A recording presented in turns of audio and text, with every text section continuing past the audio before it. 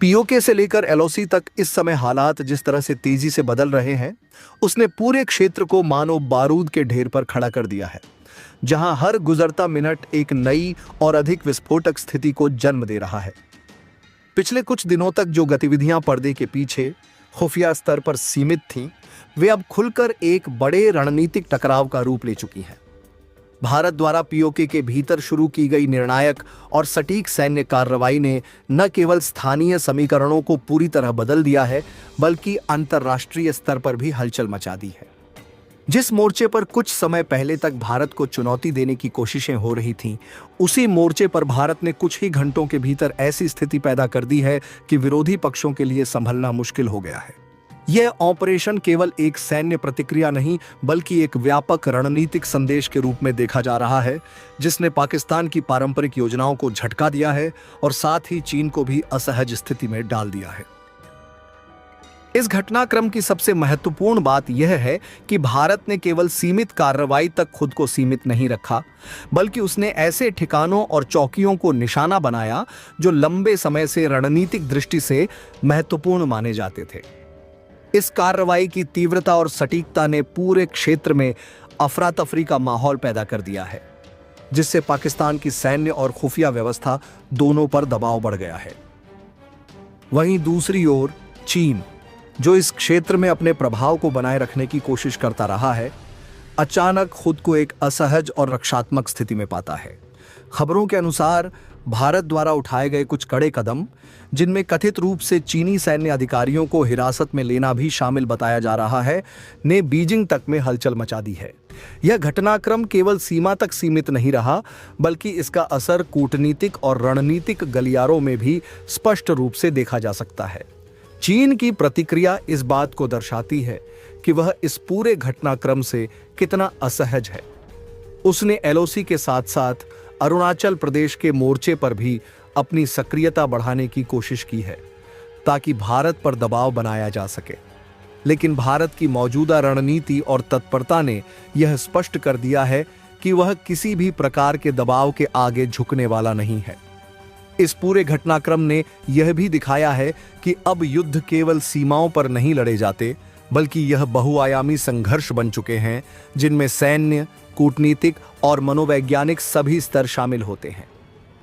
भारत ने जिस तरीके से तेजी और निर्णायकता के साथ कार्रवाई की है, उसने विरोधी पक्षों को चौंका दिया है और उनके लिए अपनी रणनीतियों को पुनः परिभाषित करने की मजबूरी पैदा कर दी है। इस स्थिति ने अंतर्राष्ट्रीय समुदाय का ध्यान भी अपनी ओर खींचा है, क्योंकि यह क्षेत्र पहले से ही संवेदनशील माना जाता रहा है और यहाँ किसी भी बड़े टकराव का असर व्यापक हो सकता है। भारत का यह कदम एक स्पष्ट संकेत है कि वह अपनी सुरक्षा और संप्रभुता के मुद्दे पर किसी भी प्रकार की ढिलाई बरतने को तैयार नहीं है। वहीं पाकिस्तान के लिए यह एक बड़ी चुनौती बनकर उभरा है, क्योंकि उसकी पारंपरिक रणनीतियां इस बार प्रभावी साबित होती नजर नहीं आ रही हैं। चीन के लिए भी यह एक जटिल स्थिति है, क्योंकि उसे एक ओर अपने सहयोगी पाकिस्तान का समर्थन करना है, तो दूसरी ओर भारत के साथ सीधे टकराव से बचना भी है। कुल मिलाकर पीओके से लेकर एलओसी तक का यह पूरा घटनाक्रम केवल एक सीमित सैन्य कार्रवाई नहीं है, बल्कि यह एक बड़े भू राजनीतिक परिवर्तन का संकेत देता है। भारत ने जिस तरह से तेजी, सटीकता और आत्मविश्वास के साथ कदम उठाए हैं, उसने न केवल तत्काल स्थिति को बदल दिया है, बल्कि भविष्य की रणनीतियों के लिए भी एक नया मानक स्थापित किया है। आने वाले समय में यह देखना बेहद महत्वपूर्ण होगा कि चीन और पाकिस्तान इस नई परिस्थिति में किस प्रकार अपनी रणनीतियों को ढालते हैं और भारत किस तरह इस बढ़त को बनाए रखते हुए क्षेत्रीय स्थिरता को सुनिश्चित करता है। फिलहाल यह स्पष्ट है कि हालात बेहद संवेदनशील और तेजी से बदलने वाले हैं, जहां हर निर्णय और हर कदम का दूरगामी प्रभाव पड़ सकता है। पीओके से लेकर के एलओसी तक का इलाका इस वक्त पूरी तरीके से धधक उठा है। हालात इस कदर से विस्फोटक हो चुके हैं कि हर नए मिनट और भी ज्यादा गंभीर और भयंकर खबरें सामने आ रही हैं। पीओके में भारत की तरफ से चल रही भीषण कार्यवाही ने पूरे समीकरण को इस वक्त पलट दिया है। जो ऑपरेशन कुछ दिन पहले तक सिर्फ गुप्त स्तर पर चल रहा था, बीते एक दिन पहले तक जिस मामले में भारत को चुनौती दी जा रही थी, भारत ने चंद घंटों के अंदर ही उस पूरे क्षेत्र में इस कदर से अफरा तफरी बना दी है कि अब चीन को भी बैकफुट पर जाने को मजबूर होना पड़ रहा है। और इस वक्त जो भारत ने कदम उठाया, उसने पूरे चीन में सनसनी और पाक से लेकर के चीन की राजधानी बीजिंग तक को हरकत में ला दिया है। और इस वक्त यह कहानी इस वक्त बड़े पैमाने पर फैल चुकी है। चीन और पाक दोनों की रणनीतियां तहस नहस हो चुकी हैं। भारत ने पीओके के भीतर न सिर्फ अहम चौकियों सैन्य कार्रवाई को अंजाम दिया है, बल्कि सबसे तगड़ा कदम उठाते हुए चीनी सैनिक कमांडरों को जिस तरीके से कब्जे में लिया है, उसके बाद से चीन में भूचाल आ चुका है। हालात ऐसे बन चुके हैं कि चीन पूरी तरीके से इस एक्शन के बाद बौखला उठा है। चीन ने सिर्फ पीओके नहीं, बल्कि एलओसी से लेकर के अरुणाचल प्रदेश तक में इस घटनाक्रम के बाद भारत को घेरने की कोशिश की है। भारत के कदम से बौखला चुका है चीन ने सीधे तौर पर भारत को अब धमकी दे डाली है। दरअसल दक्षिण एशिया के जटिल भू राजनीतिक परिदृश्य में उस समय हलचल मच गई जब खबरों के गलियारों में यह चर्चा तेज हो गई कि भारत ने पाकिस्तान अधिकृत कश्मीर पीओके के भीतर से चीन के 3 सैन्य कमांडरों को अपने कब्जे में ले लिया है। यह घटनाक्रम यदि वास्तविकता के करीब भी माना जाए तो न केवल भारत चीन संबंधों के लिए, बल्कि पूरे क्षेत्रीय संतुलन के लिए एक बड़ा झटका साबित हो सकता है। कहा जा रहा है कि ये तीनों अधिकारी पीओके में पर्दे के पीछे चल रही उन गतिविधियों का अहम हिस्सा थे जो चीन और पाकिस्तान के बीच सामरिक सहयोग को मजबूती दे रही थीं। जैसे ही यह खबर सामने आई, चीन के सैन्य और कूटनीतिक गलियारों में बेचैनी फैल गई। एक ऐसी बेचैनी जिसने शांति की सतह के नीचे छिपे तनाव को अचानक उजागर कर दिया। विश्लेषकों का मानना है कि यदि किसी भी देश के उच्च स्तरीय सैन्य अधिकारी इस प्रकार पकड़े जाते हैं, तो यह केवल एक सामरिक घटना नहीं होती, बल्कि यह एक गहरी खुफिया सफलता और रणनीतिक संदेश का संकेत होती है। बताया जा रहा है कि चीन ने इस कथित कार्रवाई पर कड़ी प्रतिक्रिया दी है और अप्रत्यक्ष रूप से भारत को चेतावनी भी दी है। हालांकि भारत की ओर से आधिकारिक स्तर पर कोई स्पष्ट पुष्टि सामने नहीं आई, लेकिन यदि यह परिदृश्य वास्तविक होता तो भारत का यह कदम उसकी सुरक्षा नीति में एक आक्रामक और आत्मविश्वासपूर्ण बदलाव को दर्शाता। यह भी कहा जा रहा है कि इन अधिकारियों की भूमिका केवल सैन्य नहीं थी, बल्कि वे क्षेत्र में चल रहे गुप्त अभियानों और समन्वय का हिस्सा थे। एक ऐसा नेटवर्क जो लंबे समय से पर्दे के पीछे सक्रिय था। इस दृष्टिकोण से देखा जाए तो उनकी गिरफ्तारी किसी एक घटना का परिणाम नहीं, बल्कि एक व्यापक रणनीतिक ऑपरेशन का हिस्सा हो सकती है। इस पूरे घटनाक्रम ने एक बार फिर यह सवाल खड़ा कर दिया है कि पीओके में बाहरी शक्तियों की मौजूदगी कितनी गहरी है और उसका भारत की सुरक्षा पर क्या प्रभाव पड़ सकता है। भारत लंबे समय से इस क्षेत्र में होने वाली गतिविधियों को लेकर चिंता जताता रहा है, और यदि ऐसी कोई कार्रवाई हुई है तो यह उस चिंता का एक प्रत्यक्ष जवाब भी माना जा सकता है। दूसरी ओर चीन के लिए यह स्थिति असहज करने वाली हो सकती है, क्योंकि वह आधिकारिक तौर पर ऐसे किसी भी सैन्य हस्तक्षेप से इनकार करता रहा है। लेकिन यदि उसके अधिकारी वास्तव में वहां मौजूद थे तो यह अंतर्राष्ट्रीय स्तर पर उसकी स्थिति को कमजोर कर सकता है। कूटनीतिक स्तर पर भी यह घटना कई नए समीकरण पैदा कर सकती है। भारत और चीन के बीच पहले से ही सीमा विवाद और तनाव की स्थिति बनी हुई है, और ऐसे में इस तरह की खबरें दोनों देशों के संबंधों को और अधिक संवेदनशील बना सकती हैं। विशेषज्ञों का मानना है कि यदि इस स्थिति को सावधानी से नहीं संभाला गया तो यह एक बड़े टकराव की दिशा में भी बढ़ सकती है। हालांकि यह भी संभव है कि दोनों देश इसे कूटनीतिक वार्ताओं के जरिए नियंत्रित करने की कोशिश करें, क्योंकि किसी भी प्रकार का खुला संघर्ष दोनों के लिए भारी पड़ सकता है। खबर इस वक्त आ रही है पीओके के उस हिस्से से जहां चीन ने चुपचाप अपने बेस कैंप, कंट्रोल रूम और एडवांस ऑब्जर्वेशन पॉइंट बनाए थे। भारत ने अचानक से बेहद सटीक ऑपरेशन चलाया है और इस ऑपरेशन के दौरान भारतीय स्पेशल टीमों ने न सिर्फ उन ठिकानों को निशाने पर लिया है, बल्कि अंदर तक घुस करके उन कमांडरों को जिंदा पकड़ करके पूरी तरीके से अपने कंट्रोल में लिया है और साथ साथ चीन के टैंक रेजिमेंट को भी तबाह कर दिया है।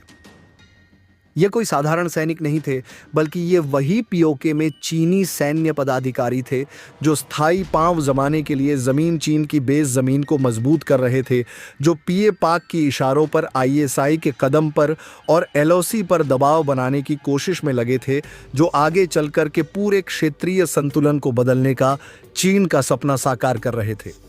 अब इन्हीं तीनों को भारत ने कस्टडी में लेने के साथ ही भारत की जमीन पर ही नहीं, बल्कि भारत के कंट्रोल वाले ऑपरेशन जोन में भी ऐसे बिंदु पर जहां तक चीन की नजरें हाथ दोनों पहुंच सकते थे, उससे बहुत दूर पहुंचा दिया है। जैसे ही चीन को यह पुख्ता जानकारी मिली, उसके बाद से चीनी कमांडर भारत के कब्जे में है कि चीन बौखला उठा है। वहीं से बौखलाहट का असली आगाज शुरू हो चुका है। शुरुआती घंटों में चीन ने इसे मानने से ही इनकार कर दिया। हालांकि अंदर खाने में यह कोशिश हुई कि किसी भी तरीके से इस बात को दबा दिया जाए। चीन इस मामले को बाहर नहीं आने देना चाह रहा था कि भारत ने इतना बड़ा कदम उठाया है और उसके कमांडर उसके कंट्रोल में आ चुके हैं। भारत के इसी तरह के अफवाह बता करके टाल दिया जाए। लेकिन जैसे जैसे रिपोर्ट और इंटेल इनपुट सामने आए, चीन के सैन्य नेतृत्व के पास यह स्वीकार करने के अलावा कोई चारा नहीं बचा। पाकिस्तान अधिकृत कश्मीर की दुर्गम और सामरिक दृष्टि से अत्यंत महत्वपूर्ण पहाड़ियों के बीच भारत द्वारा हाल ही में उठाए गए कदम ने पूरे क्षेत्रीय भू राजनीतिक समीकरण को झकझोर कर रख दिया है। यह कदम केवल एक सामरिक कार्रवाई नहीं माना जा रहा, बल्कि इसे उस संवेदनशील नस पर सटीक प्रहार के रूप में देखा जा रहा है जो लंबे समय से भारत विरोधी गतिविधियों का केंद्र बनी हुई थी। जैसे ही यह घटनाक्रम सामने आया, क्षेत्रीय शक्ति संतुलन में अचानक हलचल तेज हो गई और विशेष रूप से चीन की प्रतिक्रिया ने इस पूरे मामले को और अधिक जटिल तथा गंभीर बना दिया। प्रारंभिक स्तर पर चीन ने संयमित प्रतिक्रिया देने का प्रयास किया, लेकिन शीघ्र ही उसका रुख आक्रामक और स्पष्ट रूप से धमकी भरा होता चला गया। कूटनीतिक चैनलों के माध्यम से और अनौपचारिक संकेतों में चीन ने यह संदेश देना शुरू किया कि यदि भारत ने तुरंत उन 3 कमांडरों को रिहा नहीं किया जिन्हें इस पूरे ऑपरेशन के दौरान हिरासत में लिया गया है, तो इसके परिणाम केवल सीमित नहीं रहेंगे, बल्कि इसका प्रभाव बहुक्षेत्रीय संघर्ष के रूप में सामने आ सकता है। चीन की ओर से यह भी संकेत दिया गया कि उसकी प्रतिक्रिया केवल पाकिस्तान अधिकृत कश्मीर तक सीमित नहीं रहेगी, बल्कि वह नियंत्रण रेखा के विभिन्न हिस्सों पर दबाव बढ़ाने के साथ साथ पूर्वी सेक्टर, विशेष रूप से अरुणाचल प्रदेश के संवेदनशील इलाकों में भी अपनी सैन्य गतिविधियों को तेज कर सकता है। इस प्रकार की भाषा और संकेत स्पष्ट रूप से यह दर्शाते हैं कि चीन इस घटनाक्रम को केवल एक स्थानीय विवाद के रूप में नहीं देख रहा, बल्कि इसे अपने रणनीतिक हितों के लिए एक चुनौती के रूप में परिभाषित कर रहा है। बंद कमरे में हुई उच्च स्तरीय चर्चाओं के बारे में सामने आए सूत्रों के अनुसार चीन ने यह भी स्पष्ट किया कि यदि भारत ने उसकी चेतावनियों को नजरअंदाज किया, तो वह पूर्वी सीमाओं पर तनाव को उस स्तर तक ले जाने से नहीं हिचकेगा जहां स्थिति नियंत्रण से बाहर हो सकती है। यह बयानबाजी केवल कूटनीतिक दबाव का हिस्सा नहीं लगती, बल्कि इसके साथ जमीन पर दिखाई देने वाली गतिविधियां भी इस बात की पुष्टि करती हैं कि चीन अपनी बात को केवल शब्दों तक सीमित नहीं रखना चाहता। अरुणाचल प्रदेश की सीमा से सटे इलाकों में पिछले कुछ घंटों और दिनों के दौरान जो सैन्य गतिविधियां देखी गई हैं, उन्होंने स्थिति की गंभीरता को और अधिक स्पष्ट कर दिया है। ऊंचाई वाले क्षेत्रों में जहां सामान्यतः सीमित संख्या में सैनिक तैनात रहते हैं, वहां अचानक से चीनी सेना की मौजूदगी में उल्लेखनीय वृद्धि देखी गई है। बर्फ से ढके दर्रों के पास और रणनीतिक दृष्टि से महत्वपूर्ण बिंदुओं के आसपास नए टेंट स्थापित किए गए हैं, अस्थायी कमांड पोस्ट बनाए गए हैं और सैन्य लॉजिस्टिक्स को मजबूत करने के लिए तेजी से नई सड़कें विकसित की जा रही हैं। इन सड़कों पर भारी सैन्य वाहनों की आवाजाही बढ़ना इस बात का संकेत है कि चीन केवल प्रतीकात्मक उपस्थिति नहीं बढ़ा रहा, बल्कि वह दीर्घकालिक तैनाती और संभावित संघर्ष की तैयारी में लगा हुआ है। इसके अतिरिक्त टैंकों और बख्तरबंद वाहनों की तैनाती में तेजी आई है, जो यह दर्शाती है कि चीन अपनी सैन्य शक्ति का प्रदर्शन करते हुए मनोवैज्ञानिक दबाव बनाने की रणनीति अपना रहा है। ड्रोन निगरानी गतिविधियों में कई गुना वृद्धि भी इस पूरे घटनाक्रम का एक महत्वपूर्ण पहलू है। आधुनिक युद्ध में ड्रोन तकनीक की भूमिका अत्यंत महत्वपूर्ण हो चुकी है और चीन इस क्षेत्र में पहले से ही काफी उन्नत माना जाता है।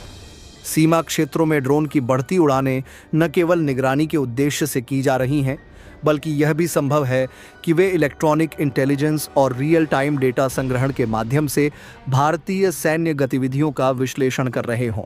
यह स्थिति भारत के लिए एक बहुआयामी चुनौती प्रस्तुत करती है, जहां उसे न केवल पारंपरिक सैन्य तैनाती को मजबूत करना होगा, बल्कि साइबर और इलेक्ट्रॉनिक युद्ध के मोर्चे पर भी सतर्क रहना होगा। इस पूरे परिदृश्य को देखते हुए यह स्पष्ट होता जा रहा है कि चीन इस मुद्दे को एक व्यापक रणनीतिक संघर्ष के रूप में देख रहा है, जिसमें सैन्य, कूटनीतिक और तकनीकी सभी आयाम शामिल हैं। भारत के दृष्टिकोण से यह घटनाक्रम अत्यंत संवेदनशील है, क्योंकि एक ओर उसे अपनी संप्रभुता और सुरक्षा हितों की रक्षा करनी है, वहीं दूसरी ओर उसे इस स्थिति को पूर्ण युद्ध में बदलने से भी रोकना है। भारत की पारंपरिक नीति संयम और संतुलन पर आधारित रही है, लेकिन जब बात राष्ट्रीय सुरक्षा की आती है तो वह आवश्यक कदम उठाने से पीछे नहीं हटता। पाकिस्तान अधिकृत कश्मीर में की गई कार्रवाई को भी इसी संदर्भ में देखा जा रहा है, जहां भारत ने स्पष्ट संकेत दिया है कि वह अपनी सुरक्षा के लिए किसी भी स्तर तक जाने को तैयार है। हालांकि चीन की आक्रामक प्रतिक्रिया ने इस संतुलन को चुनौती दी है और भारत को अब बहुफ्रंट रणनीति अपनाने की आवश्यकता महसूस हो रही है। इस पूरे घटनाक्रम का एक महत्वपूर्ण पहलू अंतर्राष्ट्रीय प्रतिक्रिया भी है। वैश्विक समुदाय इस स्थिति पर करीबी नजर बनाए हुए है, क्योंकि भारत और चीन दोनों ही विश्व की प्रमुख अर्थव्यवस्थाओं और सैन्य शक्तियों में शामिल हैं। किसी भी प्रकार का बड़ा संघर्ष न केवल क्षेत्रीय बल्कि वैश्विक स्थिरता को प्रभावित कर सकता है। ऐसे में विभिन्न देशों द्वारा कूटनीतिक हस्तक्षेप और तनाव कम करने के प्रयास भी तेज हो सकते हैं।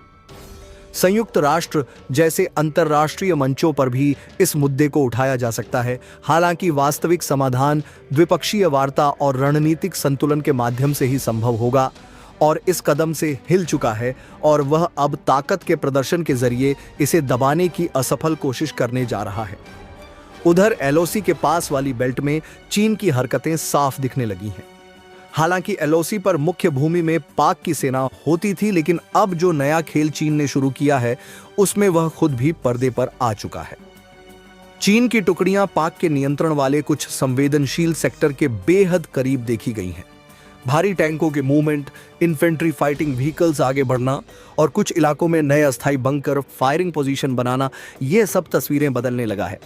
चीन की कोशिश साफ है, वह भारत पर यह दबाव बनाए कि अगर तुमने पीओके पर हमारे बनाए गए नेटवर्क पर प्रहार किया और हमारे कमांडरों को पकड़ना और नहीं छोड़ा, तो हम तुम्हें 2-3 मोर्चों पर एक साथ उलझा देंगे।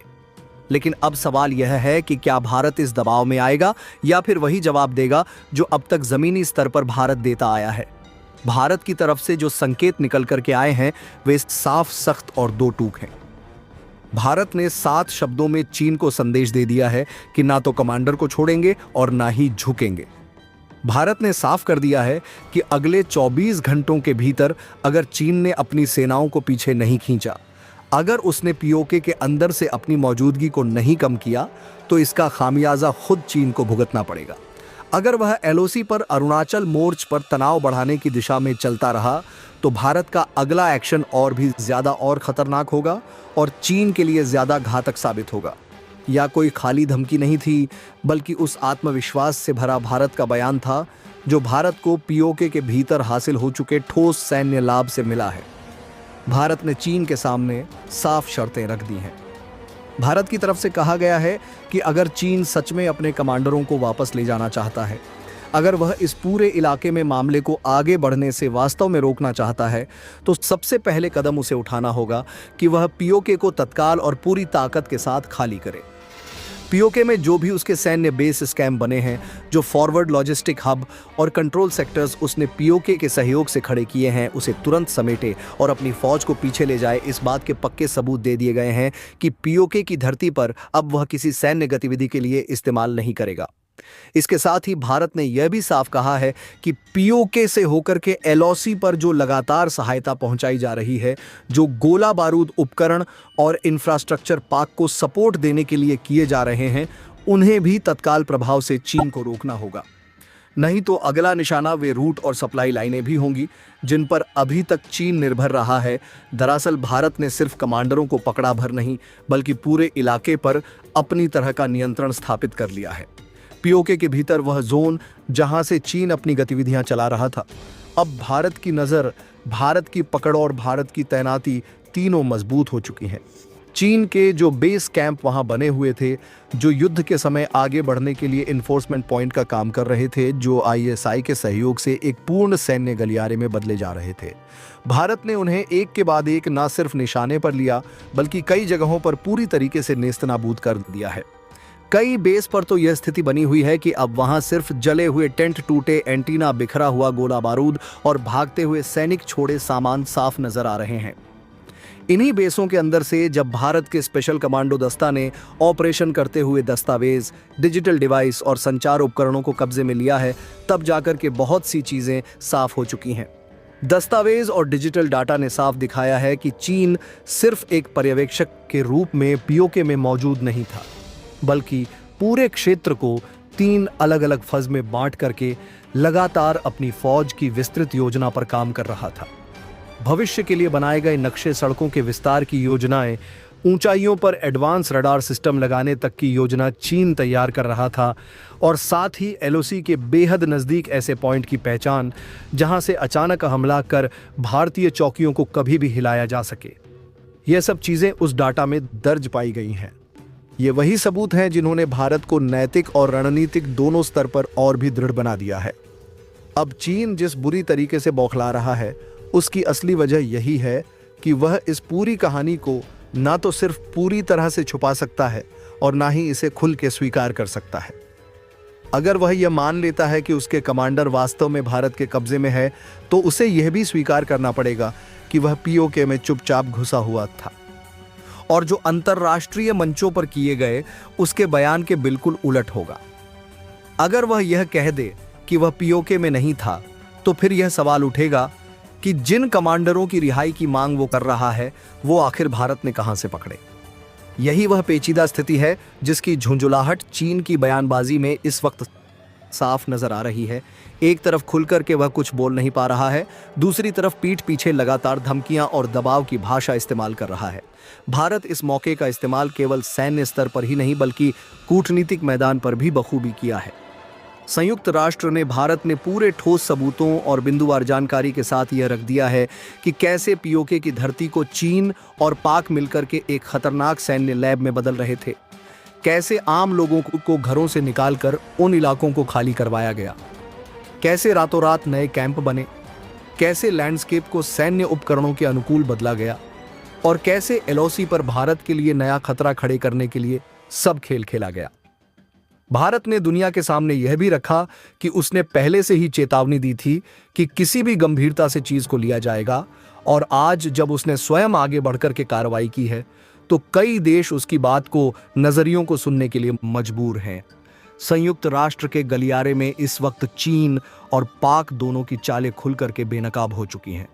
जो देश अब तक खुद को पीड़ित और क्षेत्रीय संतुलन का रक्षक बताने की कोशिश कर रहे थे, उनकी पूरी रणनीति अब दुनिया के सामने उजागर हो गई है। चीन की ओर से उठाई जा रही आपत्तियां अब खुद पहले उसकी गतिविधियों से टकरा रही हैं। पाक तो वैसे ही अपने पुरानी रिकॉर्ड के कारण संदेह के घेरे में हमेशा से रहा है। ऐसे में जब भारत एक तरफ जमीनी स्तर पर नियंत्रण मजबूत कर चुका है और दूसरी ओर दुनिया के सामने सबूत भी साफ रख रहा है, तो संयुक्त राष्ट्र में एक जीता जागता साक्ष्य बनकर के खड़ा दिखाई दे रहा है, जो यह साफ कह रहा है कि अगर किसी ने पीओके की जमीन का दुरुपयोग किया तो उसे अंजाम भुगतना पड़ेगा। उधर भारत ने सिर्फ पीओके के नियंत्रण मजबूत करने और कमांडरों को पकड़ने पर ही अपने कदम नहीं रोके, खबर यह भी है कि भारत ने इस पूरे क्षेत्र में अपनी तैनातगी को और भी ज्यादा मजबूत किया है। लगभग 42,000 से अतिरिक्त पैराट्रोपर्स को पीओके के अंदर जुड़े उस स्ट्रेटेजिक पॉकेट्स में तैनात किया गया है। यह सिर्फ संख्या बढ़ाने भर के लिए नहीं, बल्कि एक सोची समझी योजना के तहत चुनी हुई प्रशिक्षित और विशेष अभियानों के लिए तैयार टुकड़ियां हैं, जिन्हें ऐसे इलाके में काम करने की पहले से ट्रेनिंग है जहां भौगोलिक स्थितियां बेहद दुर्गम जटिल हैं, दुश्मन लगातार घात की स्थिति में हो और किसी भी वक्त मौसम सहित अन्य कारक तेजी से बदल सकते हैं। यह तैनाती इस बात का संकेत है कि भारत अब किसी भी हालत में अपने बढ़त छोड़ने को तैयार नहीं है, जो आने वाले हफ्तों में इस इलाके में अपनी स्थिति को और भी ज्यादा स्थिर और स्थिति को स्पष्ट करेगा। पीओके के भीतर मौजूद भारतीय बलों की गतिविधियां अब केवल आक्रमण तक सीमित नहीं है, बल्कि उनके क्षेत्र की सुरक्षा, चौकसी और इंटेलिजेंस नेटवर्क को भी नए स्तर पर पहुंचा दिया है। कई महत्वपूर्ण ऊंचाइयों पर भारत ने अपने पर्यवेक्षण पॉइंट स्थापित किए हैं, जिन्हें न सिर्फ पाकिस्तान की ओर से आने वाली हर मूवमेंट पर नजर रखी जा रही है, बल्कि अब पीछे की ओर से भी रिग्रुप होने की कोशिश कर रही है। ड्रोन, सैटेलाइट और ग्रैंड सर्विस के संयुक्त नेटवर्क ने अब पीओके के बड़े हिस्से को भारत की निगरानी के दायरे में ला दिया है। चीन की समस्या यह है कि वह ना तो खुलकर के सैन्य टकराव की कदम बढ़ा पा रहा है, ना ही पीछे हटकर के सब कुछ भूल जाने का नाटक कर पा रहा है। अगर वह अरुणाचल में तनाव बढ़ाता है तो उसे यह भी ध्यान रखना होगा कि अगर केवल भारत एक सेक्टर तक सीमित नहीं है, बल्कि पीओके से लेकर के एलओसी और एलसी तक हर मोर्चे पर भारत जवाब देगा। अगर वह एलओसी और पीओके के आसपास के क्षेत्र में बड़ा एक्शन लेने की कोशिश करता है तो उसे सामने वही भारत मिलेगा जिसने पहले उसकी योजनाओं को भांपकर, उसके कमांडरों को पकड़ करके और उसकी बेस की धज्जियां उड़ा करके पहले ही साबित कर दिया है कि वह किसी भी तरीके के खेल को बर्दाश्त नहीं करेगा। इस पूरे प्रदेश में चीन जो सबसे बड़ी दुविधा झेल रहा है वो ये है कि आखिर उसकी हर चाल महंगी उसके लिए खुद साबित हो चुकी है। भारत की तरफ से लगातार यह संदेश दोहराया जा रहा है कि वह युद्ध नहीं चाहता, लेकिन अपनी सुरक्षा, अपनी संप्रभुता और अपने लोगों की रक्षा के लिए वह किसी भी हद तक कदम उठाएगा, और साफ कर दिया है कि चीनी कमांडर ना तो छोड़े जाएंगे और ना ही इस पर कोई भी बातचीत का अभी दौर शुरू करेगा। चीन को साफ शब्दों में उसकी सेनाएं अगर वाकई टकराना नहीं चाहती हैं तो पीओके के अंदर से तुरंत वापस हो जाए। एलओसी के पास टैंकों के अनावश्यक मूवमेंट बंद करनी होगी, अरुणाचल के आसपास तनाव भड़काने की कोशिशों को रोकना होगा। साथ ही यह गारंटी भी देनी होगी कि भविष्य में वह पाक के साथ मिलकर के इस तरह के किसी भी ग्रुप को और नेटवर्क को दोबारा खड़ा नहीं करेगा। बदले में भारत ने सिर्फ इतना कहा है कि वह कमांडरों की स्थिति पर विचार उसी समय करेगा जब उसे साफ दिखेगा कि चीन ने सचमुच पीछे हटने का वास्तव में अपना फैसला लिया है और वह इस फैसले को मानने के लिए काम भी कर रहा है। पीओके की धरती पर इस वक्त जो कुछ भी हो रहा है वह कि इतिहास की किताबों में एक नए अध्याय के रूप में दर्ज होगा। एक तरफ चीन जो खुद को बड़ी ताकत मानता है, उसकी बौखलाहट और घबराहट दिख रही है, तो दूसरी तरफ पाक जो हमेशा पीओके के दरवाजे पर टंगी ढाल की तरह इस्तेमाल करता था, वह खुद अंदर तक हिल चुका है। और इनके सामने खड़ा है भारत जो अब केवल शब्दों से नहीं बल्कि जमीनी हकीकत, सैन्य बढ़त और अंतर्राष्ट्रीय मंचों पर तथ्यों के दम पर बात कर रहा है। आज इस घड़ी में भारत का यह संदेश साफ जा चुका है कि अब चीन की यह नीति आगे सफल नहीं होने वाली है और भारत के यह कदम अभी थमने वाले भी नहीं है, क्योंकि भारत ने साफ शब्दों में कहा है कि अल्टीमेटम और वार्निंग का समय सिर्फ 24 घंटे हैं। यानी चीन को अपने नीति और चीजों को स्पष्ट करने के लिए सिर्फ 24 घंटे दिए गए हैं। अगर अपने वास्तव में वो कमांडरों को छुड़ाना चाहता है तो जैसे ही इन ठिकानों पर भारतीय आर्टिलरी प्रिसीजन गाइडेड हथियारों और ड्रोन के जरिए सटीक प्रहार शुरू हुए, पाकिस्तान की पूरी अग्रिम तैनाती हिल गई। कई चश्मदीदों का कहना है कि रात के अंधेरे में पहले आसमान में हल्की गूंज सुनाई दी, फिर अचानक एक के बाद एक कई धमाके हुए और देखते ही देखते जिन बंकरों को अजय समझा जाता था वे आग की लपटों में घिर गए। पाकिस्तान की तरफ से जवाबी फायरिंग की कोशिश जरूर की गई, लेकिन भारत की ओर से इतनी सटीकता और ताकत के साथ प्रहार हुआ कि प्रतिक्रिया देने का समय ही नहीं मिला। कई पोस्टों पर तैनात पाकिस्तानी सैनिकों को अपनी पोजीशन छोड़कर भागना पड़ा। कुछ जगहों पर तो वे अपने हथियार और गोला बारूद तक छोड़कर ऊंचाइयों की तरफ भागते देखे गए। भारत की बीएसएफ और अग्रिम मोर्चे पर मौजूद यूनिट्स ने ऐसी कई चौकियों पर अब फिजिकल डोमिनेंस यानी जमीन पर पकड़ बना ली है, जिनका नाम लेकर पाकिस्तान दशकों से एलओसी के बहाने भारत को डराने की कोशिश करता रहा था। सबसे बड़ा झटका पाकिस्तान को उन बेसों पर पड़ा है जो पीओके के भीतर गहराई में स्थित थे और जिन्हें वह आतंकियों के लॉन्च पैड, ट्रेनिंग कैंप और लॉजिस्टिक्स सपोर्ट हब के तौर पर इस्तेमाल करता था। भारत ने पहले तो इन ठिकानों की लोकेशन की पुष्टि इसरो के सैटेलाइट आर्मी की इंटेलिजेंस, टेक्निकल सर्वेलेंस और ड्रोन फुटेज के जरिए की। उसके बाद बेहद संगठित तरीके से इन पर प्रहार शुरू किए। कहीं पर तोपों की बरसात हुई, कहीं पर रॉकेट आर्टिलरी का इस्तेमाल किया गया, तो कहीं ड्रोन से निर्देशित सटीक मिसाइलों ने काम किया। नतीजा यह हुआ कि पीओके के कई हिस्सों में पाकिस्तानी सेना के लिए पूरे कम्युनिकेशन ग्रिड में भारी व्यवधान आया।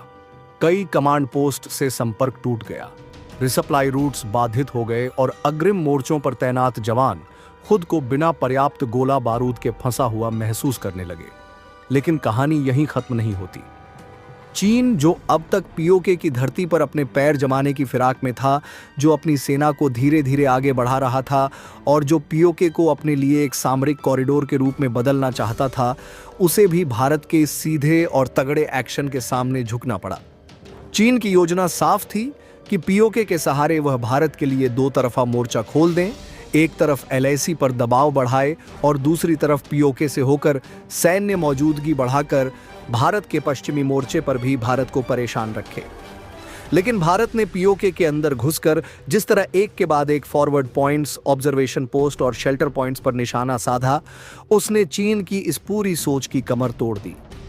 चीन के वे सैनिक जो पाकिस्तानी चौकियों के साथ मिलकर पीओके के अलग अलग हिस्सों में तैनात थे, अब खुद को ऐसे हालात में पा रहे हैं जहां ना आगे बढ़ने की स्थिति बची है, ना ठहरने की और ना ही सीधे भारत से भिड़ जाने की हिम्मत।